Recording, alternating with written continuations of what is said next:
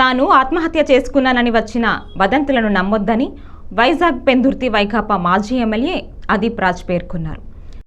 కుటుంబ కలహాల నేపథ్యంలో తాను ఆత్మహత్య చేసుకున్నట్లు వచ్చిన ఊహాగానాలపై అదీప్ రాజ్ స్పందించారు. అవన్నీ అవాస్తవాలని చెప్పారు. ఆదివారం సాయంత్రం నేతలతో ఆత్మీయ సమావేశం అనంతరం కుటుంబ సభ్యులతో కలిసి భోజనానికి బయటికి వెళ్ళినట్లు ఆయన చెప్పారు. గ్యాస్ట్రిక్ నొప్పి రావడంతో ఆసుపత్రిలో చేరానని, ఇప్పుడు ఆరోగ్యంగా ఉన్నానని స్పష్టం చేశారు.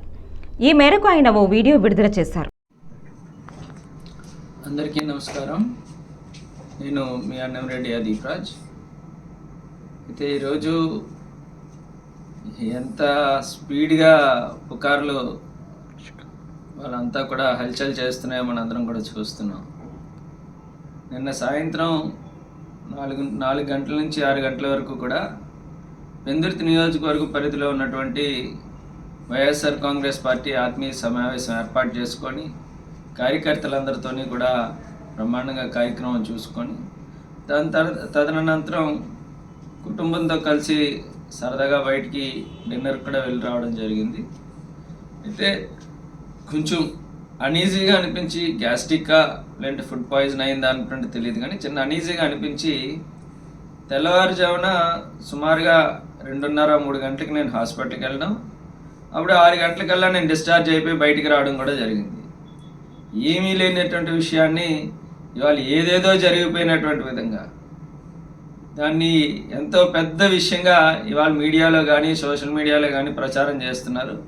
ఇవన్నీ కూడా అవాస్తవం. నేను క్షేమంగా హ్యాపీగా ఇవాళ మా ఇంటికి వచ్చి ఆల్రెడీ రిలాక్స్డ్గా నేను ఉన్నాను. మా కుటుంబ సభ్యులందరితో కూడా బాబుని ఇప్పుడే సిల్వర్ ఓక్ స్కూల్లో కూడా బాబుని కూడా జాయిన్ చేయడం, ఇవాళే జాయిన్ చేయడం కూడా జరిగింది. అంతా హ్యాపీగా ఉంది. ఎవరు ఎటువంటి సందేహాలు, ఇటువంటి వార్తలు వీటిని కూడా నమ్మకూడదని చెప్పి మరీ కోరుకుంటూ, ప్రజలందరి దీవెనలు ఆశీస్సులతో మరింతగా పార్టీని బలోపేతం చేయడానికి మళ్ళీ ఏదైతే మనం అనుకున్న స్కెడ్యూల్ ప్రకారం కార్యక్రమాలన్నీ కూడా సవ్యంగానే జరుగుతాయి. రేపు ఎల్లుండి నుంచి మళ్ళీ అందరికీ కూడా అందుబాటులో కూడా ఉంటాను. ఇటువంటి తప్పుడు వార్తలు కావాలని ఏదో రకంగా మమ్మల్ని ఇంకా ఇప్పుడు ఓడిపోయినటువంటి బాధలో ఉన్నాం కాబట్టి దొరికిన ప్రతి విషయాన్ని కూడా ఏదో రకంగా దానికి 10 యాడ్ చేసి మమ్మల్ని తక్కువ చేయాలని చూసేటువంటి వాటికైతే భయపడేది లేదు. ఖచ్చితంగా మరింత ధైర్యంతో ప్రజల్లోకి వెళ్తాం. Thank you.